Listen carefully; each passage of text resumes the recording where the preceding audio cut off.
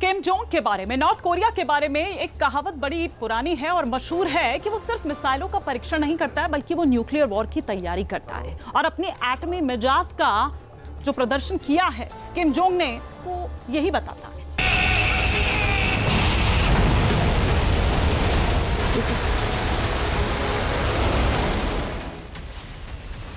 Missile की testing, भीषण एटमी तैयारी।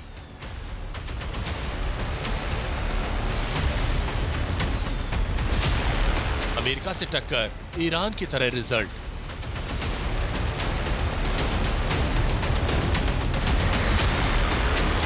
क्या किम के लिए ऑपरेशन मिडनाइट हैमर का वक्त आने वाला है?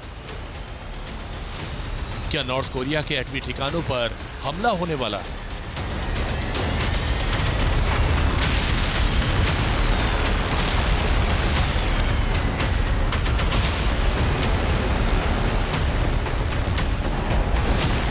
क्या किम का अमेरिका पर पलटवार वर्ल्ड वॉर का सबब बनेगा?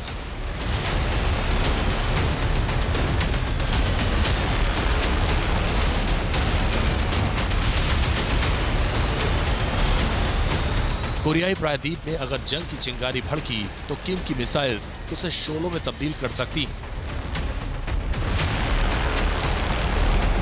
नॉर्थ कोरिया का तानाशाह किम जोंग इस वक्त रैपिड एक्सपेंशन ऑफ न्यूक्लियराइजेशन के प्लान पर काम कर रहा है, यानी एटमी हथियारों की संख्या में तेजी से इजाफा।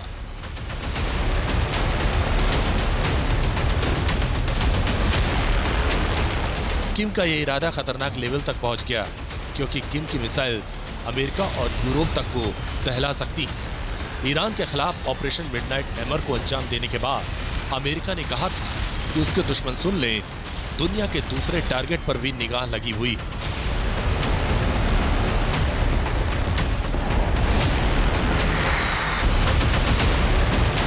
नॉर्थ कोरिया ने पिछले 19 साल में 6 बार परमाणु टेस्ट किए और अब थर्मोन्यूक्लियर मतलब हाइड्रोजन बम बनाने की तरफ बढ़ चुका।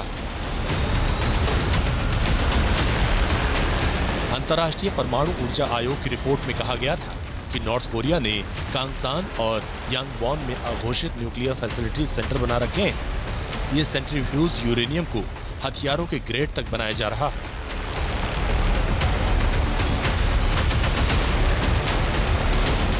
इस वक्त नॉर्थ कोरिया 6 से 7 न्यूक्लियर हथियार हर साल बना सकता है, जो पहले से कहीं ज्यादा विनाशकारी साबित हो सकते हैं। Short range ballistic missile KN-23, medium range ballistic missile Pukgoksong-2, ICBM missile Hwasong-18, Hwasong-19, जिसका पेलोड दुनिया के किसी भी कोने तक पहुंच सकता है। लेकिन दावे के मुताबिक अब नॉर्थ कोरिया के पास Hwasong-20 भी है, जो रूस की मिसाइल के डिजाइन पर बना हुआ दिखता है। इस लिहाज से अमेरिका मानता है कि रूस नॉर्थ कोरिया के न्यूक्लियर मिसाइल सिस्टम को अपग्रेड करने में मदद कर रहा है। यानी किम अगर अपने न्यूक्लियर प्रोग्राम को आगे बढ़ाता है तो मुमकिन है कि उसे अमेरिकी हथियारों का सामना करना पड़ सकता है।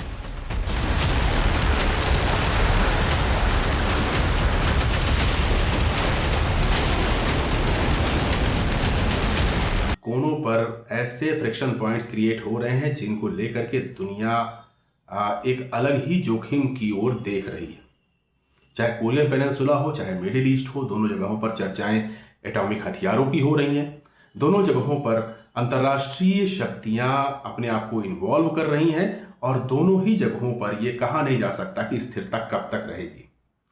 दरअसल चाहे ईरान हो, चाहे नॉर्थ कोरिया हो, दोनों के अपने अपने एजेंडाज हैं और दोनों अपने एजेंडा पर चलते हुए इस पूरे क्षेत्र को अस्थिर करने पे लगे हुए हैं।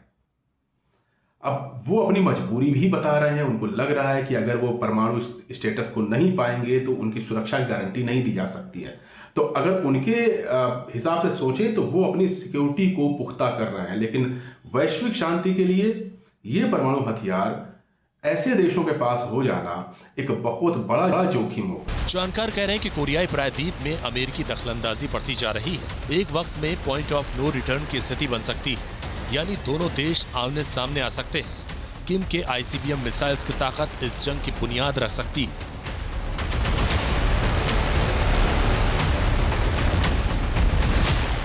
मसलन नॉर्थ कोरियाई होंगसोंग 20 की रेंज 15,000 किलोमीटर से ज्यादा है। अमेरिका इसे रोकने के लिए ground based mid course defence यानी GMD का इस्तेमाल कर सकता है।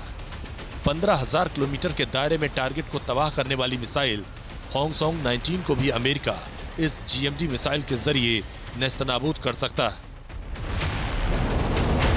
अमेरिका को जरा भी खतरा महसूस हुआ तो फिर वो अपनी हमलावर धमकियों को अमल में ला सकता है।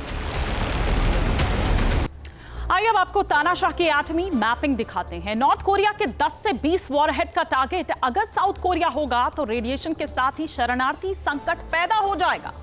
अगर नॉर्थ कोरिया के 5 से 10 न्यूक्लियर वॉरहेड का निशाना जापान होगा तो रेडियोलॉजिकल क्लाउड का खतरा है, कारोबार पर भी असर पड़ेगा।